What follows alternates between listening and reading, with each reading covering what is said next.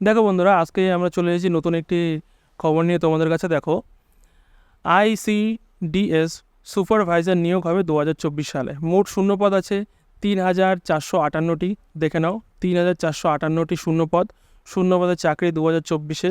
রাজ্যের চাকরি প্রার্থীদের জন্য রয়েছে বিশাল বড় খুশির খবর। ICDS সুপারভাইজার পদে 1958 সালে নিয়োগ হয়েছিল। এরপরে 2019 সালে কর্মী নিয়োগের নতুন বিজ্ঞপ্তি প্রকাশিত হয়েছিল।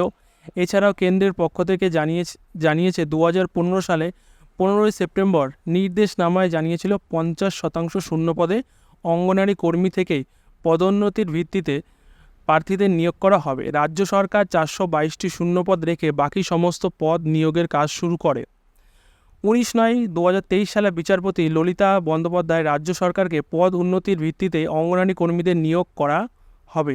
রাজ্য সরকারের বিচারপতি ললিতা বন্দ্যোপাধ্যায়ের নির্দেশ অমান্য করে কাজ চালিয়ে যায়। এর পাশাপাশি 1,152টি শূন্যপদের একটি নতুন মেধা তালিকা প্রকাশ করে ফেলে। সঠিক প্যানেল প্রকাশ না করায় 200 অঙ্গনারী কর্মী হাইকোর্টে অভিযোগ করে। ICDS supervisor job update 2024। বিচারপতি রাজশেখর মান্থা নির্দেশ করে যে WBPSCকে 50% শূন্যপদে অঙ্গনারী কর্মীদের সুপারভাইজার পদে নিয়োগ করতে হবে। সেখানে মোট শূন্যপদ 3,498টি রয়েছে। আগামী 12 এপ্রিল 2024 409টি প্রমোশনাল মেধা তালিকা প্রকাশ করে রাজ্য সরকার।